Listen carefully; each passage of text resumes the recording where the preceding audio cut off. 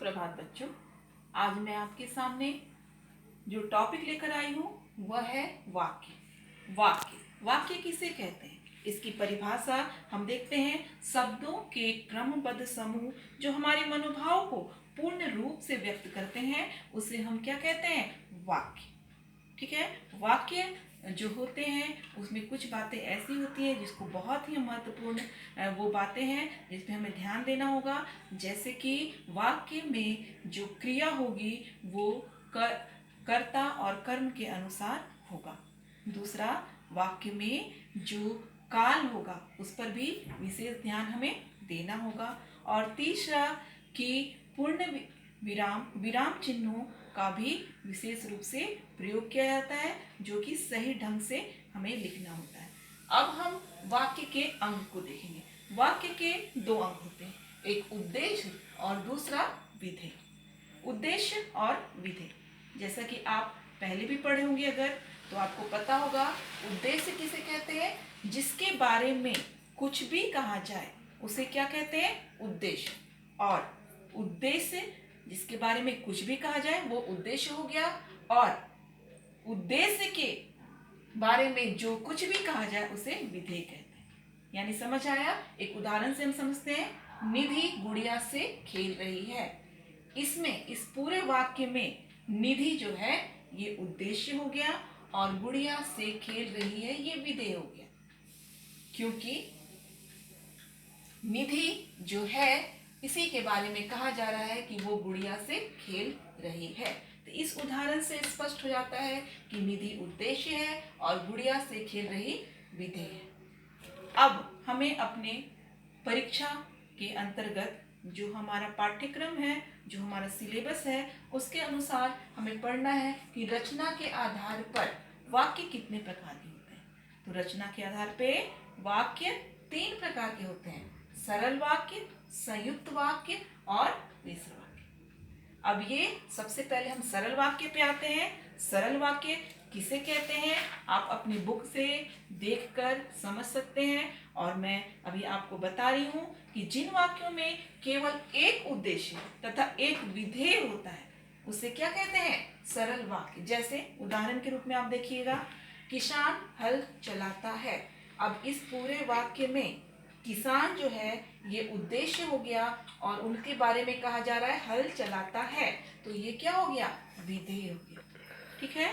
तो इस प्रकार से आपकी किताब में और भी उदाहरण दिए हुए हैं, उसको देखकर आप उसे समझ सकते हैं। दूसरा है संयुक्त वाक्य। संयुक्त वाक्य में क्या होता है कि 2 वाक्य हैं और दोनों वाक्य एक समुच्चय बोधक शब्द से वो जुड़े हुए होते हैं। जैसे कि कबूतर पानी पी रहा था और शिकारी उसे देख रहा था।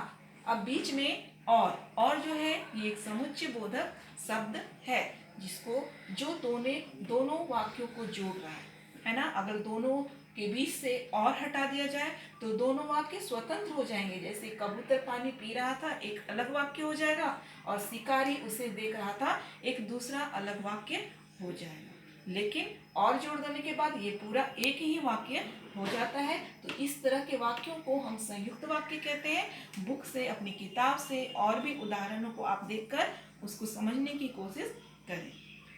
तीसरा है मिश्र वाक्य। मिश्र वाक्य जैसे कि आप अपनी बुक से भी देख सकते हैं, जिन वाक्यों में एक मुख्य उपवाक्य होता है और एक या एक से अधिक उपवाक्य उस पर आश्रित होते हैं, डिपेंड होते हैं, उसे मिश्रित वाक्य या मिश्र वाक्य हम कहते हैं। जैसे जो मेहनत करता है उसे सफलता मिलती है, यानी कि जो मेहनत करता है उसे सफलता मिलती है, पहले वाक्य पर दूसरा वाक्य आश्रित है ना। इस प्रकार से हम इस उदाहरण को देखेंगे और समझेंगे। अब इन तीनों वाक्यों को हम समझने के बाद अपने प्रश्न अभ्यास पे हम आते हैं।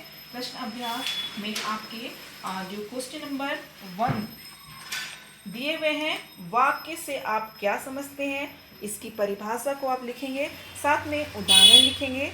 वाक्य के कितने अंग होते हैं उनके नाम लिखिए। तो वाक्य के अंग कौन कौन से हैं, तो मैंने बताया अभी, उद्देश्य और विधेय। ठीक है। और उद्देश्य किसे कहते हैं, विधेय किस तरह से किसे कहते हैं, इसकी परिभाषा और उदाहरण को भी यहाँ पे प्रस्तुत करना होगा। मिश्रित वाक्य किसे कहते हैं, अभी तो मैंने पढ़ाया। आप अपनी बुक की सहायता से इसका आंसर लिख सकते हैं कि मिश्रित वाक्य किसे कहते हैं। उसके बाद रचना की दृष्टि से वाक्य के कितने भेद होते हैं, नाम लिखिए, है ना। तो ये जो मैंने अभी पढ़ाया, सरल वाक्य, संयुक्त वाक्य, मिश्र वाक्य, तीनों की परिभाषा और उदाहरण आपको यहाँ पे अपनी उत्तर पुस्तिका में लिखना है। क्वेश्चन नंबर 2, दिए गए वाक्यों में से उद्देश्य और विधेय अलग अलग करके लिखिए। अब इसमें आपको पहचानना है इन सब वाक्यों में कि उद्देश्य कौन सा है, विधेय कौन सा है, और पहला और दूसरे प्रश्न को यहाँ पे आप अपनी कॉपी में करेंगे। तीसरा, यहाँ पे जो प्रश्न है दिया हुआ है कि निम्नलिखित वाक्यों को पहचान कर रचना के आधार पर उनके भेदों के नाम लिखिए। ये आप खुद से करेंगे और इसके ये आप बुक में ही इसको यहाँ पे फिल कर सकते हैं, इसको भर सकते हैं। आगे रिक्त स्थानों की पूर्ति कीजिए, इसे भी आपको बुक में ही करना है। यहाँ तक आप कंप्लीट कीजिए।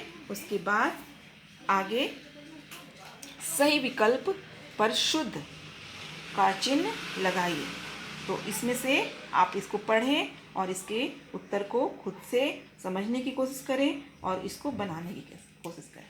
प्यारे बच्चों, आपको इस पाठ को समझने में अगर ये वीडियो सहायता अगर इससे मिल रही है तो बहुत अच्छा है। आप टीचर तो पढ़ा ही रहे हैं, लेकिन विद्यार्थी का भी काम है स्व अध्ययन करना और उस बात को समझना। कहीं भी कोई परेशानी हो तो आप मुझे बताएंगे। धन्यवाद।